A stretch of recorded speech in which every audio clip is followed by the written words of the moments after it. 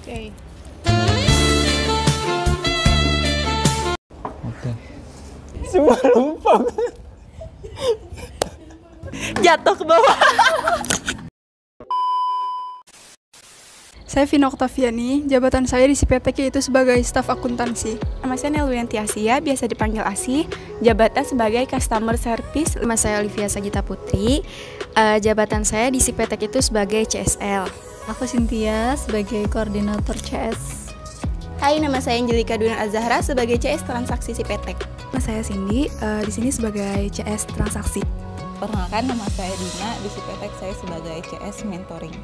Perkenalkan, nama saya Randi. Saya bekerja sebagai desainer atau desainer grafis. Saya Nurul Majid, saya sebagai divisi pengiriman.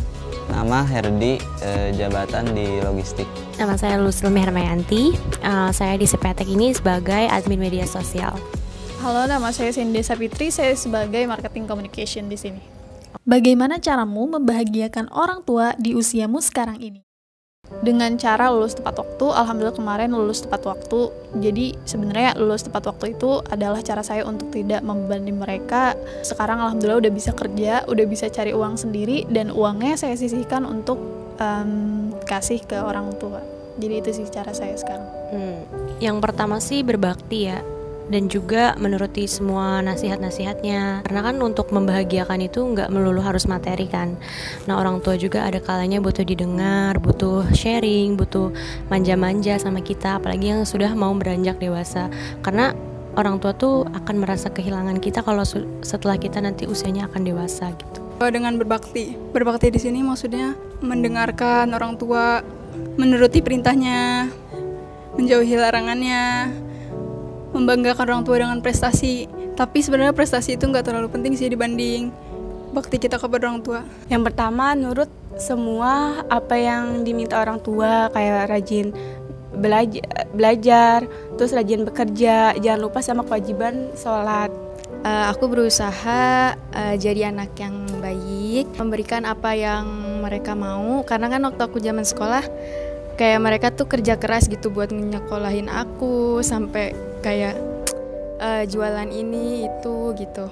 Terus sekarang aku udah bisa cari uang, dan aku pengen berusaha buat ngasih yang terbaik buat orang tua aku, kayak gitu.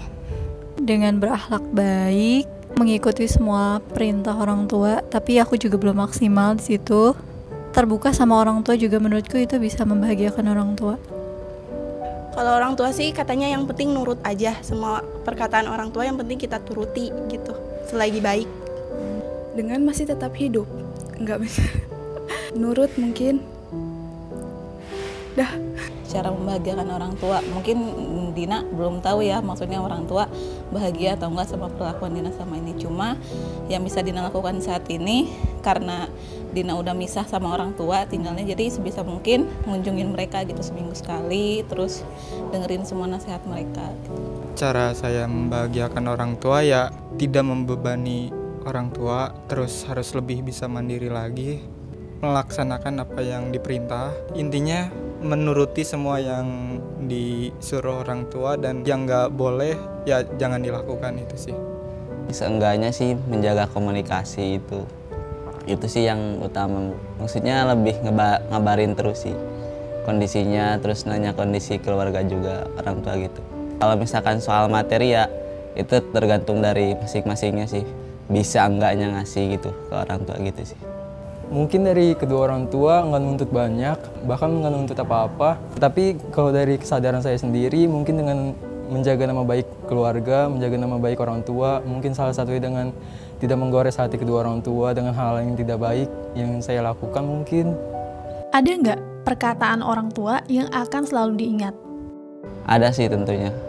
Keinget terus sampai sekarang dimanapun sekolah ataupun menuntut ilmu ataupun lagi bekerja, kuncinya sih yang penting jujur, itu sih kata orang tua yang. Jika kamu mau berkembang, kamu harus keluar dari zona nyaman. Karena kalau kita berada di terus-terusan zona nyaman, kayak misalkan udah nyaman nih di lingkungan ini, ya udahlah cari aman aja, nggak mau keluar karena kan nanti harus penyesuaian lagi kayak gini lagi. Itu nggak boleh kayak gitu, karena kita hidup sebagai makhluk sosial ya, jadi harus beradaptasi satu sama lain. Kalau kita mau berkembang, kita juga harus bisa membawa diri dimanapun kita berada gitu. Jaga diri baik-baik, kamu tuh nggak sendirian, ada keluarga gitu, kita itu keluarga, kalau ada apa-apa cerita gitu. Dalam bekerja harus jujur, itu sih yang selalu teringat. Bapak pernah bilang kejar apa yang Dina mau gitu, apa yang Dina pengen, kerja itu buat diri Dina sendiri, orang tua nggak ngarepin apa-apa. Perkataan mungkin banyak, salah satunya yaitu dengan jadi orang baik yang mudah disenangi banyak orang. Yang paling penting itu jaga sholatnya. Umi selalu bilang sih, kalaupun misalkan ada orang lain yang jahat atau yang sirik sama kita atau yang julid gitu sama kita, ya dibiarin aja gitu kan, jangan dibalas samanya. Selagi memang kita itu tidak melakukan hal itu, jadi ya biarin aja orang mau ngomong apa. Yang penting kita berperilaku benar gitu, tidak melakukan kesalahan. Bapak bilang setiap bangun tidur langsung rapihin kamar tidur, tempat tidurnya gitu. Jadi ini tuh jadi pedoman selama hidup jauh dari orang tua dan selama di kos. Jadi abis tidur langsung rapihin tempat tidur. Orang tua aku pernah bilang kalau misalkan kalau kakak udah sukses jangan lupa sama keluarga. Terus jangan sombong, terus ingat sholat gitu.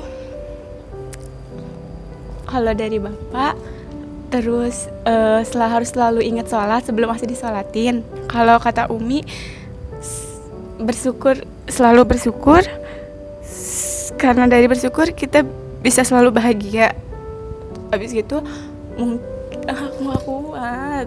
Terus dari itu juga mungkin aku bakal wujudin salah satu mimpi Umi. Aku pengen ngeliat anak-anaknya, salah satu anaknya ada yang kuliah jadi sarjana.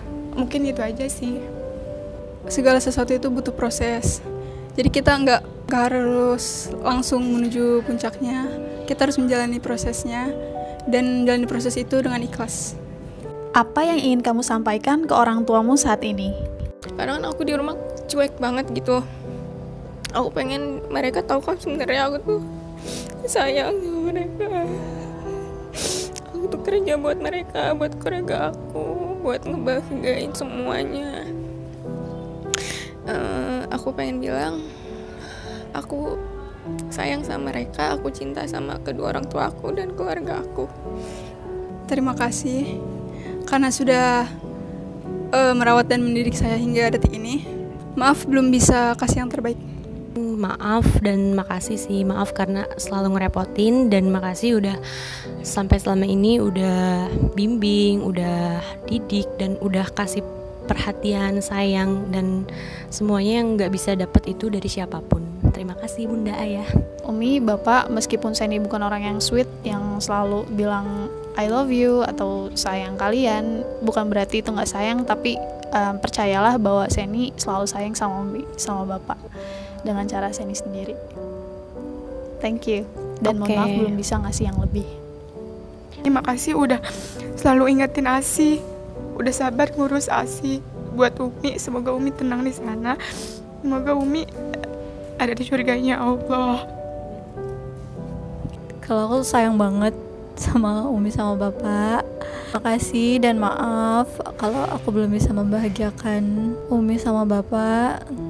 Dan aku sangat takut kehilangan Umi sama Bapak. Hai, maaf dan terima kasih. Makasih ya Bu. Ayah juga. Ya makasih, terima kasih. Apa ya, mungkin Dina mau minta maaf kalau selama 21 tahun ini Dina udah terlalu banyak merepotkan di hidup emak sama bapak. Dan sampai saat ini pun Dina walaupun udah misah, udah berkeluarga, tapi Dina masih terus berusaha buat nyenengin mereka gitu. Apa ya? Kayaknya nggak mungkin nonton juga sih. Iya gak sih? Ya mungkin banyak-banyak sabar punya anak kayak gini. Ya mungkin suatu saat nanti bisa bermanfaat buat banyak orang, keluarga, dan lain di sekelilingnya.